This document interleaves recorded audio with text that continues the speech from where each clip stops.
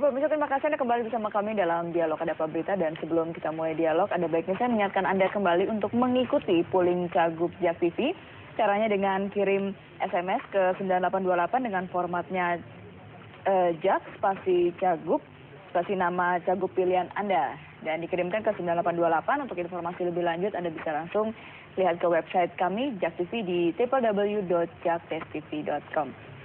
Ya, dan kita lanjut lagi kembali mengenai saintifikasi jamu. Nah, mungkin kalau dari Bu Heni sendiri, DPR nih saran-sarannya dan ya sejauh mana nih mengenai saintifikasi jamu ini? Ya Mbak, jadi wewenang kita di Komisi 9 sebagai mitra kerja dari Kementerian Kesehatan. Ini wewenang kita tuh ya pertama adalah mengawasi atas kebijakan dan implementasi yang telah dilakukan oleh Kementerian Kesehatan sebagai mitra kerja dan Badan POM. Jadi kita tuh mengawasi ya Mbak ya kebijakan dan implementasi di lapangan. Kemudian yang kedua juga terkait dengan anggaran, bagaimana anggarannya terhadap program ini, tentu ini bagian dari anggaran yang diajukan berapa?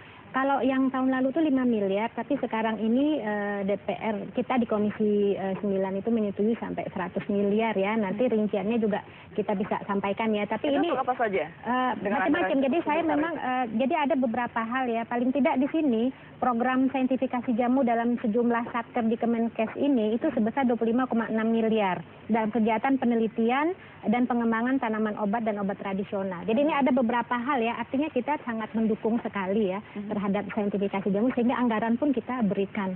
Nah, kita bahkan juga sampai 100 miliar ya. Ya, mudah-mudahan disetujui lah ya, karena memang masalah anggaran itu kan kita lihat sebagai sejauh mana tepat guna dan seterusnya. Kemudian juga kita dalam wewenang DPR ini adalah membuat regulasi yang terkait dengan undang-undang untuk menunjang program ini. Nah, kita ini Mbak di DPR ini sedang berusaha ya untuk bisa menggolkan, karena ini prolegnas program legislasi nasional itu undang-undang yang rancangan undang-undang terhadap pengawasan obat dan makanan serta pemanfaatan obat tradisional. Ini kita berusaha, mudah-mudahan nanti beberapa fraksi kita semua sepakat di ballot untuk mengawal rancangan undang-undang ini. Oke, baik. Jadi kedokteran sendiri kan Ibu seorang dokter juga memang aktif ya. Kalau Ibu melihat apakah obat-obatan tradisional ini, jamu yang herbal-herbal seperti itu bisa dipadukan dengan obat-obat kedokteran? Jadi ada obat-obat herbal ataupun obat-obat tradisional yang bisa dipadukan dengan obat-obat kimia yang saat ini ada ya. Namun demikian, penelitian-penelitian kami pun juga mencari bahan-bahan herbal yang bisa mempunyai manfaat untuk pengobatan. Dan salah satu yang sudah ada beberapa ya Mbak ya, antara lain adalah magnesium. Kemudian kita ada merica Jawa yang mempunyai fungsi untuk sebagai anti fertilitas bagi pria misalnya. Jadi sebagai bahan untuk bisa fertilitas pria gitu. Artinya gini, kalau seperti anti reproduksi gitu ya.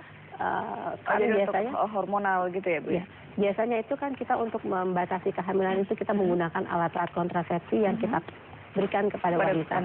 Tetapi ini ada obat-obat herbal yang bisa kita berikan kepada pria dan mempunyai fungsi seperti hal yang sama, dan dalam beberapa saat setelah obat itu dihentikan atau bahan itu dihentikan, maka ininya kembali lagi, fasilitasnya kembali lagi, dan itu sangat bermanfaat bagi. Itu aman. Dan kita mencobakan obat ini antara lain dari petri dulu, kemudian ke binatang kecil, ke binatang besar, dan mungkin nanti suatu saat baru kita bisa gunakan kepada manusia. Itu salah satu. Dan kita sedang bekerja sama saat ini dengan pemerintah Jepang untuk mencari bahan-bahan herbal yang mempunyai kemampuan sebagai anti hepatitis dan juga anti dengue misalnya. Itu kita kerjakan. Oleh sebab itu kami berharap bahwa hal-hal penelitian seperti ini pun mendapatkan perhatian dari pemerintah dan juga mungkin DPR yang bisa menunjang. Karena obat-obatan ini atau bahan-bahan herbal ini memang betul-betul bahan-bahan herbal yang murni atau asli Indonesia. Itu bisa kita dapatkan dari tumbuh-tumbuhan, bisa kita dapat dari hewan, bisa kita dapat dari marin atau dari lautan dan sebagainya gitu. Jadi memang kita melakukan penelitian-penelitian untuk bidang tersebut. Jadi kalau saintifikasi jamu ini ingin juga kita kerjakan bersama-sama, kita sangat menyambut baik hal tersebut. Oke, oh, artinya praktisi kedokteran, dokter-dokter ini belum diajak terlibat dalam masalah sertifikasi jamu ini? Kalau menurut pendapat saya, kalau kita perlihat peraturan Menteri Kesehatan tahun 2010, itu justru yang akan menggunakan jamu tersebut adalah tenaga kesehatan, dan disitu dikatakan adalah dokter maupun dokter gizi. Gitu ya. Jadi kami sudah terlibat, tetapi tentu sejauh mana kami terlibat itu tergantung, gitu. Bukan tergantung. Ya penelitian-penelitian tersebut antara lain kan bisa dikerjakan di rumah sakit. Iya. Nah, kira-kira nanti ada persaingan nggak sih kalau kita lihat kan sekarang juga banyak praktisi-praktisi herbal. Nah, ini bersaing dengan dokter-dokter sama-sama menggunakan obat-obatan yang herbal atau jamu. Kalau menurut pendapat saya kata bersaing itu kurang tepat, gitu ya. Karena kedua obat ini, kedua jenis pengobatan ini bisa saling komplementer. Ada obat-obatan kimia yang memang mempunyai khasiat, tetapi dia mempunyai efek samping. Tetapi ada juga obat-obat yang jamu ini yang mungkin bisa dimanfaatkan secara bersama-sama atau tunggal. Tapi kita saat ini karena saintifikasi jamu itu belum dikerjakan bersama-sama dengan obat kimia yang sekarang, kita susah mengatakan obat ini dengan obat A dengan obat B saling menguatkan atau saling meniadakan, gitu ya.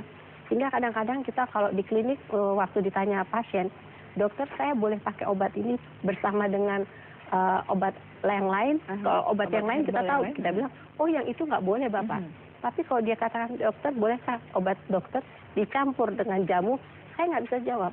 Karena apa? Karena kita belum tahu memang apakah mereka saling menguatkan atau saling meniadakan. Jadi sulit kita memberikan. Jadi memang sangat penting sekali ya sertifikasi jamu supaya bisa nantinya disandingkan sinkronisasi. Ya, pemirsa Anda juga dapat berpartisipasi di telepon 02151555111 tapi usai pariwara berikut ini.